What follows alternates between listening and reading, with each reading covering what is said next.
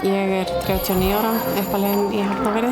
Ég er umsjónarkennari í fyrsta bekk í Áslandsskóla og ólst upp í Hvemmunum, var í frjálsum íþróttum. Fyrir svona 10 árum þá fór ég að æfa hlaup og þríþraut.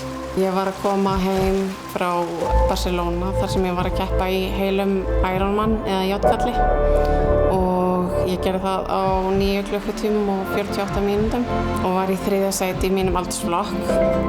Ég myndi segja að þetta hafi alveg áhrif á þau. Dóttir mín æfir sund og hennar markmið er að fara í þríþraut þegar hún verður eldri.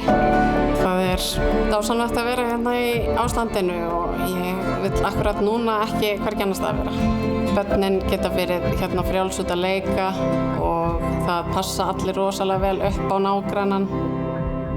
Fólkið í Hafnarfirði er bara svo dásamlegt. Það er einhver andi yfir fólkinu sem að ég held að sé ekki neins staðar annars staðar.